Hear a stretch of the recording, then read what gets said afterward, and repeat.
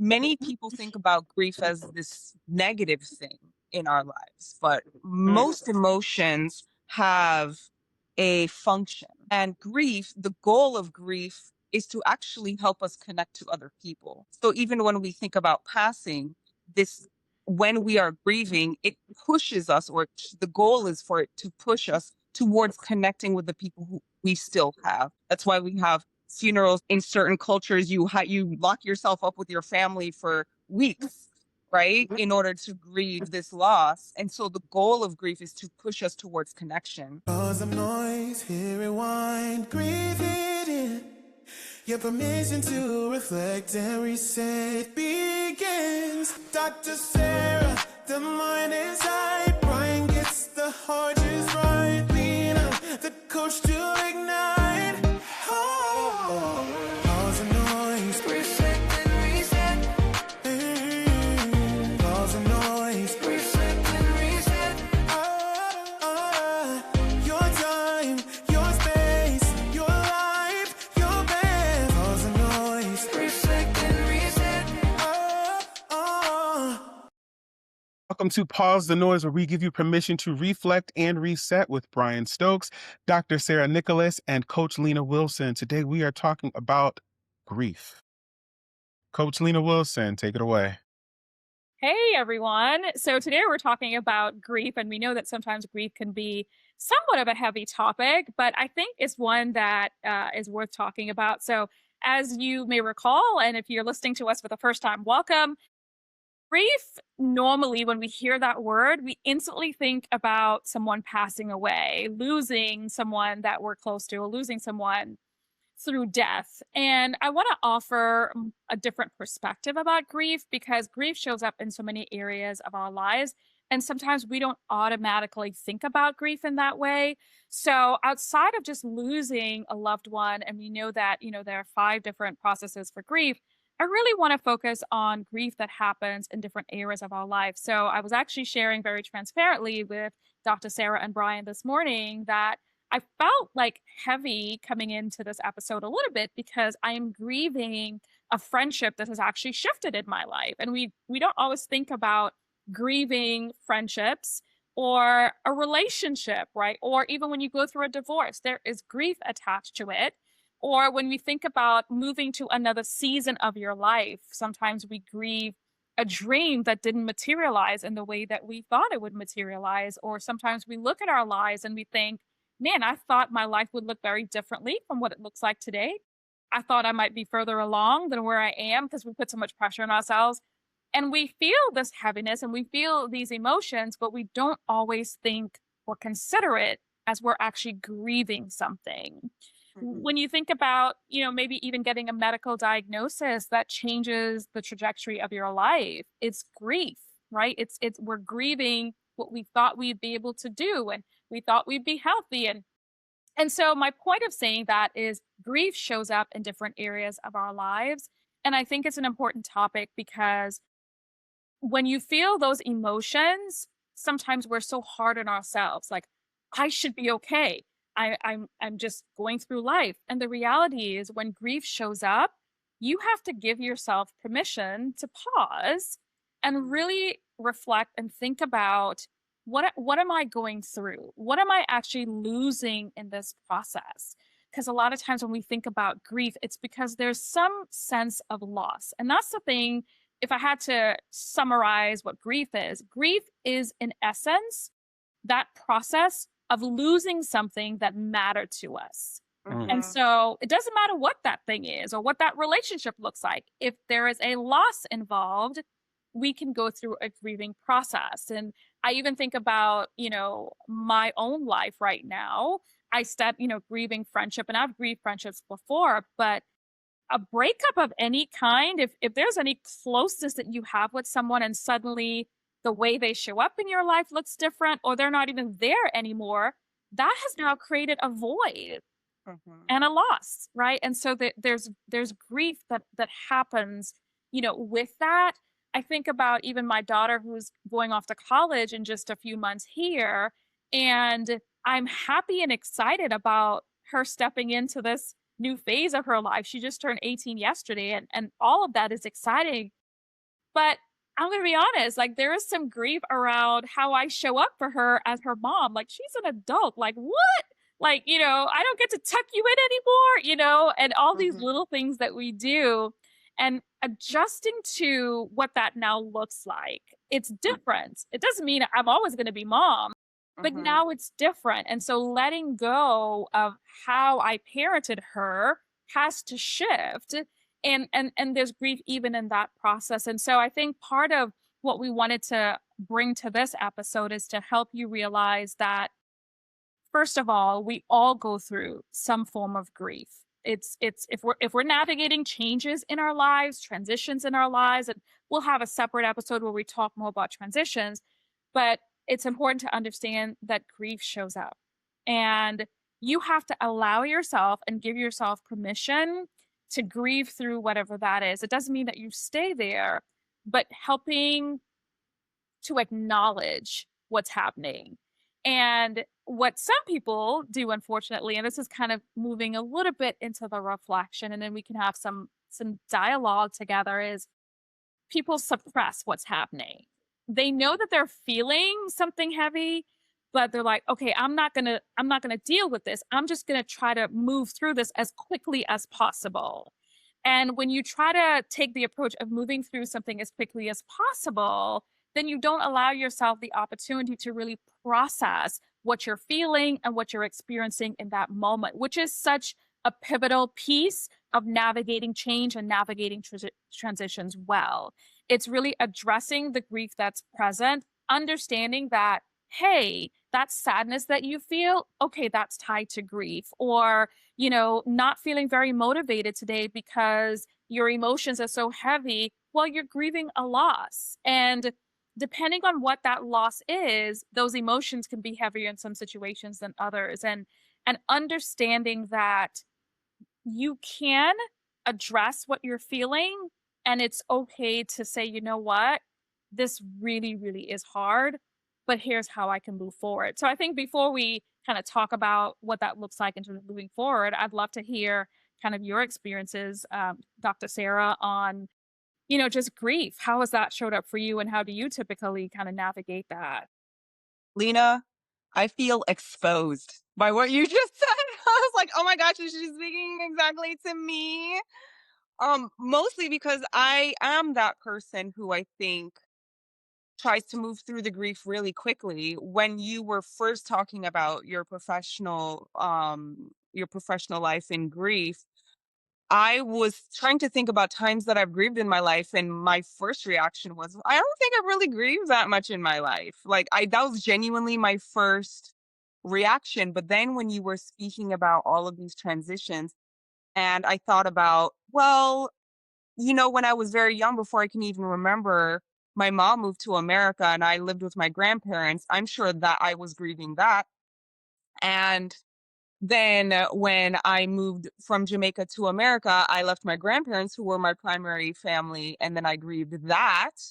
And then there was and just all of these different kinds of things were happening. And I remember even writing about this in undergrad when in a child developmental class, and the teacher writing back on my paper, wow, that must have been hard for you. And I had never even considered that those things were hard for me. I was like, "Oh, I kind of just did them." Like, that's my mentality, is kind of like, "Well, I just move through life and I do hard things." Like, that's kind of my motto, is that I just move through life and do hard things.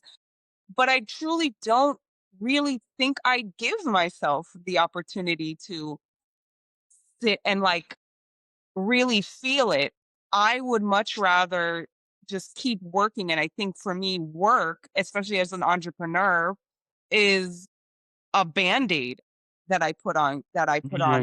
And I think part of the reason people like me become Yeah. entrepreneurs is because we like to work to not necessarily feel those things.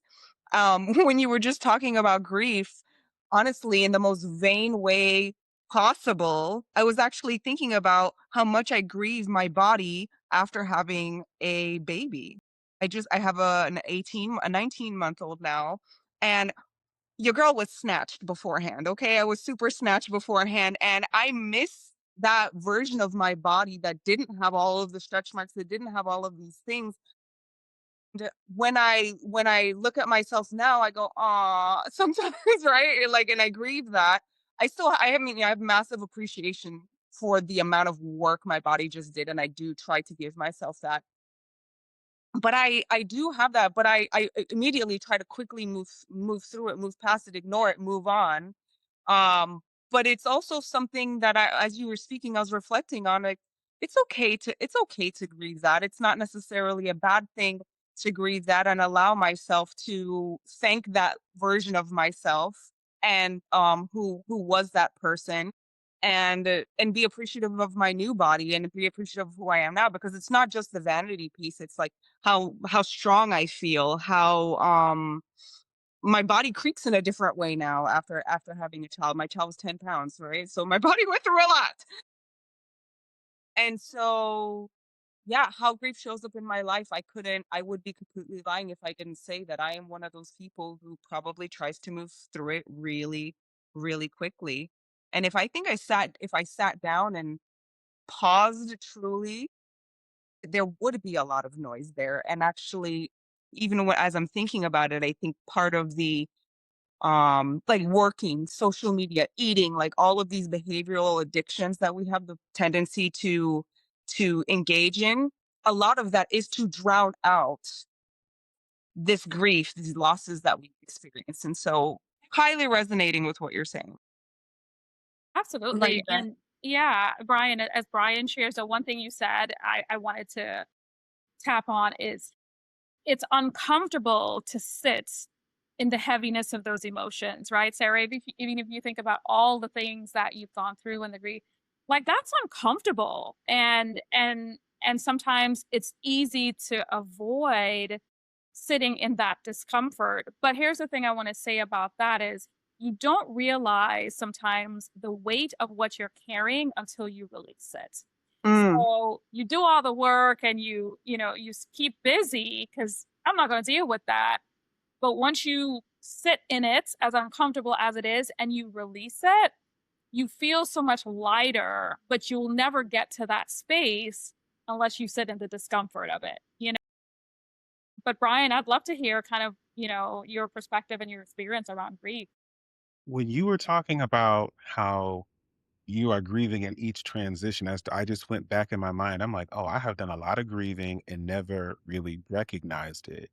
And one thing that stands out today, I don't even know where I'm going with this, but one thing that just popped up, I'm like, oh, I went to a PWI uh, for college, and I was like, I thought I had to be someone there to fit in, as a black person. There it was like 98% white, and then I'm like, as I transitioned out of college, I'm like, that's not who I want to be. So this that I've created for 4 years, and then now I'm out. Am I really? And I'm like, "Oh, I was grieving at that point because 'cause I'm just like, what person have I created here? Now I'm back in the real world, out of the college bubble. Where am I going?" So I think about that grieving aspect, of that. I think about, granted, I didn't give birth, but the grieving part of, I'm like, oh, transitioning to fatherhood, how it slowed me down a little bit, and I was just like, "Oh, I can't just pop up and go anymore." It's like a mhm, check-in thing. It's like a making sure everybody's alright, and I'm like, "Okay, now I'm a new form of a person," you know, in that, and then I think about, and I hate that I keep saying grieving, but we're saying transitions and grieving.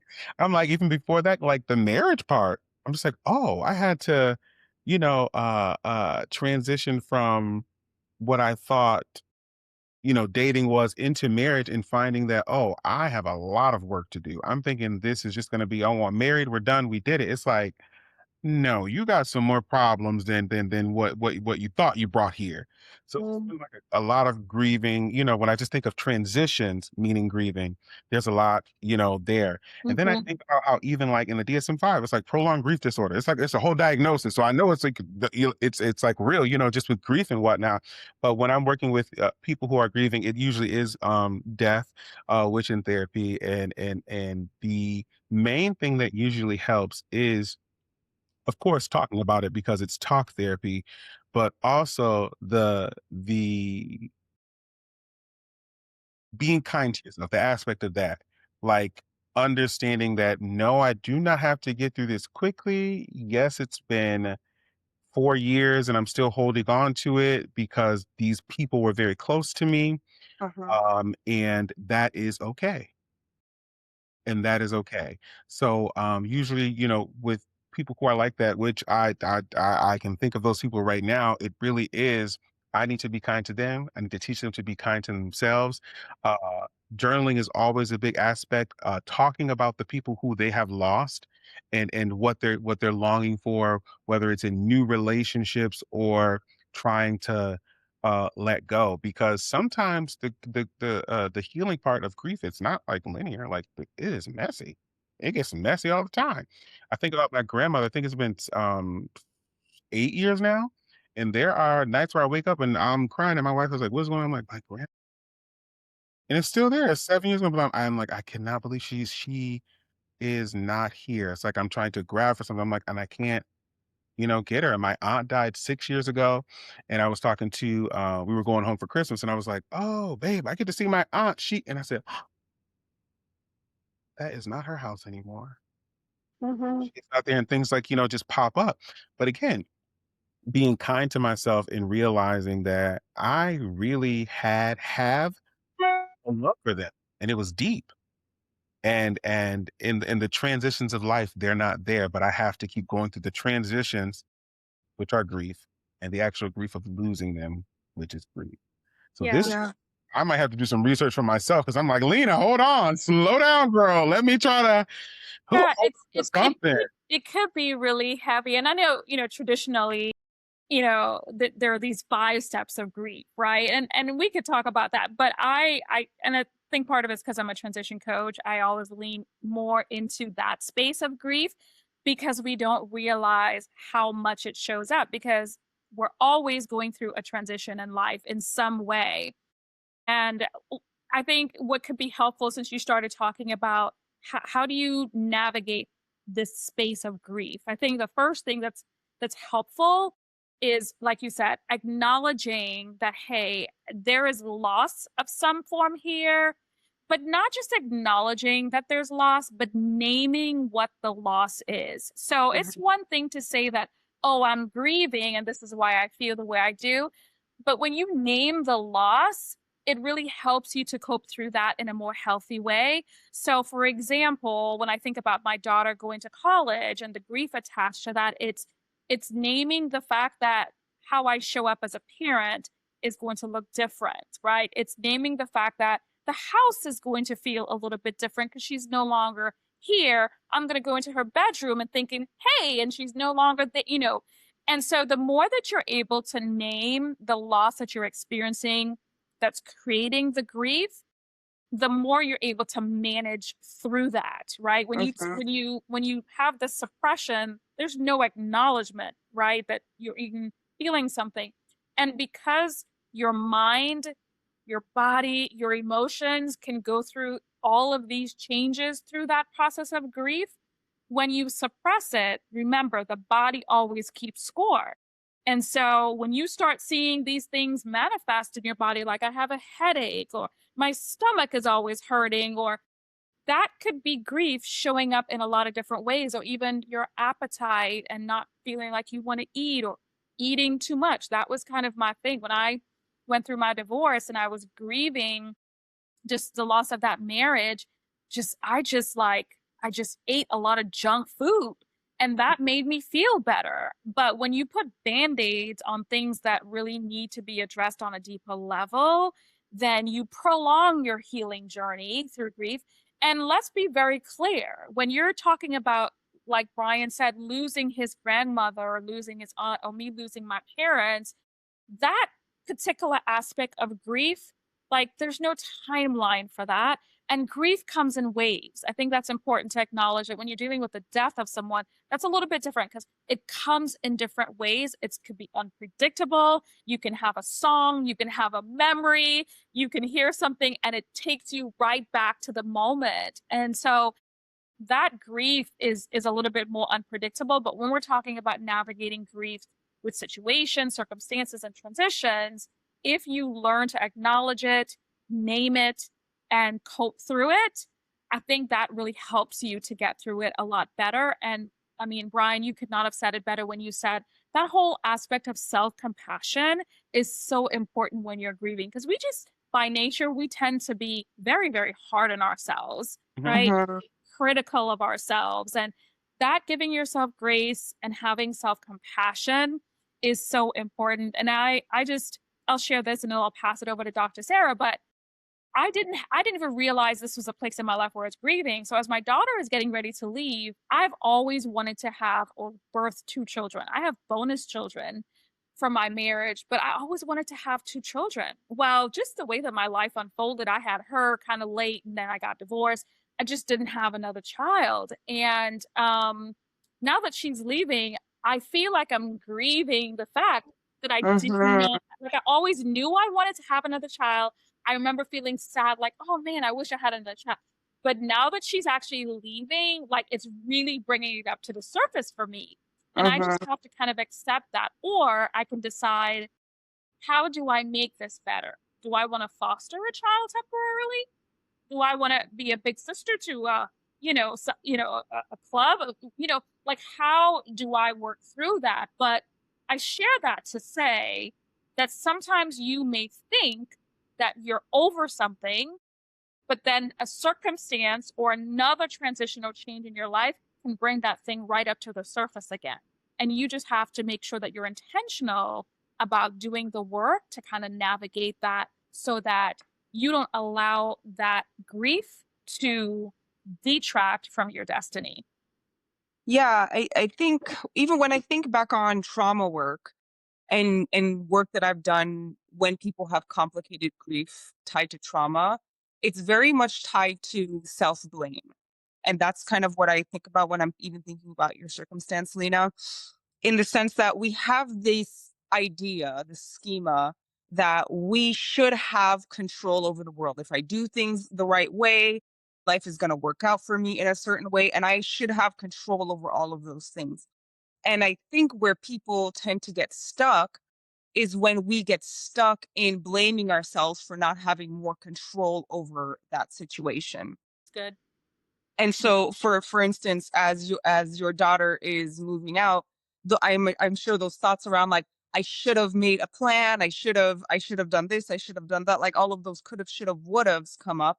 And I think that is really a mindset that really kind of helps that grief manifest. And if we are not able to work through this idea that we don't always have control over everything that happens in our lives, and sometimes life just lifes and happens, we get stuck. We'll get stuck in the grief because we're getting stuck in that coulda, shoulda, woulda loop.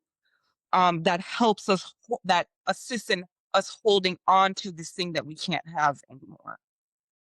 So that's one thing that I'll say about grief is that if in terms of like practical tools, if we're able to work through that self-blame, that can be a big transition into moving healthily through a place of unhealthy grief. The last thing that I will say is that many people think about grief as this negative thing in our lives, but most emotions have a function. And grief, the goal of grief is to actually help us connect to other people. So even when we think about passing, this when we are grieving, it pushes us, or the goal is for it to push us towards connecting with the people who we still have. That's why we have funerals. That's why we have these long ceremonial processes. In certain cultures, you lock yourself up with your family for weeks, right? In order to grieve this loss. And so the goal of grief is to push us towards connection. And so when we isolate in our grief, that can be another catalyst to unhealthy grief. And so if you are grieving, the opposite action that will actually help you heal in a very positive way will be connecting with the people around you. Dr. Sarah, I think that that's so good. I also would want to add that not detaching. A lot of times people think that, someone has passed and you must detach from them, like, okay, it's gone, it's done. Mhm. but research does show that, keeping anniversaries and or rituals or things like that that connects you with them. Some people even say like, well, I just feel the spirit of my mom. I'm just talking to her, in that, that it's actually like a healthy bond, that can help you navigate through the grieving process. Because I do know a lot of people say you just have to let it go. It's in the past. Like you just need to move it on. But celebrating anniversaries or things that you used to do with them, honoring them in some way, it keeps you connected, as in, their life was not in vain. You still have that love in your heart. That connection is still there. I know some people say, grief is just love with nowhere to go. Like you have that, Mhm. there, but you don't know how to get it to, them, or to have them talk back to you. Um, Yeah, I think Absolutely. yeah, Go and ahead. no, I was just saying as we get ready to wrap up soon, I think one of the things since Brian was talking about just losing someone, I think one of the things to remember too about grief is yes, we have the 5 stages, right? So we have the denial, we have the anger, bargaining, depression, and then acceptance. And one thing I want people to understand is you don't necessarily have to go through that process in a sequential order, right? I think there's this myth out there that, oh, I am in denial and then I go to anger. Like it doesn't have to happen that way. The other thing is you may not necessarily go through all 5 steps based on how you grieve, right? I think that's the second thing I want to say. And then the other thing, the other myth I want to dispel is you can actually not just skip a step or not go in sequential order, but you can actually go back to a step that you've been through, right? Because you're triggered again. Something has happened and you're triggered. And so now you're going back to this step that you thought you had kind of got through before. And so when we talk about losing someone, your triggers can really make you feel like, man, I thought I was, in a better space, but that trigger can take you right back. And it's back to the whole self-compassion, not blaming yourself. And it's just one of those things that we have to go through in life. And it's hard. It's hard. Like Brian, when I listen to you talk about your grandmother and she's not here and those years that have gone by, I could tell like you still miss her in an inexplicable way because of the value and meaning. And so when people that carry so much weight and meaning and value to our lives and now suddenly they're not here, we have to just embrace the fact that, man, we've gone through something pretty painful. And that loss leaves a void that we now have to navigate through life and give yourself permission to grieve through that. And when it does happen through a trigger, apply the same grace that you would when it first happened, because that's how you continue just to navigate that space. Absolutely. And I love what you said about the traditions because, again, the reason we have emotions and powerful grief is a powerful emotion. The reason why we have these powerful emotions is to drive us. We're human beings and we develop these things evolutionarily speaking. And so part of the goal of grief is to help us remember our traditions. If we didn't experience these powerful feelings around the people who created our traditions or who were passing down our traditions, we as humans may not remember our traditions. And so engaging in the traditions of the people that have passed, remembering their anniversaries, like doing the things that you used to do with them, that is a not only a way of honoring the memory of them and soothing that pain, but it's meant on a very biological level to keep us in lockstep with our ancestry.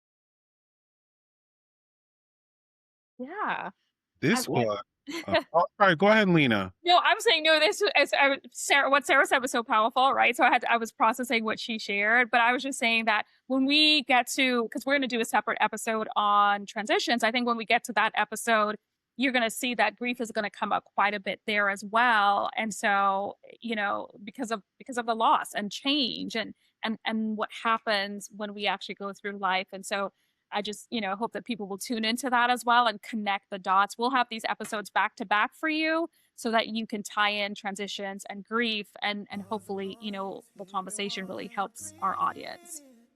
Yeah, thank you everybody for tuning in today. If this resonated with you and you feel like you need support in that space, if you're in Florida, we do provide therapy. However, if you're not in Florida and you need a coach, Lena Wilson has space open just in supporting you to let you feel, loved, seen, covered, understood in that space, because we know everybody is grieving and everybody's going to grieve different. Everybody doesn't have that type of support system, and she's willing to offer that help to you. But thank you for tuning in to another episode of Pause the Noise, where we give you permission to reflect and reset. And we will see you next week. Bye.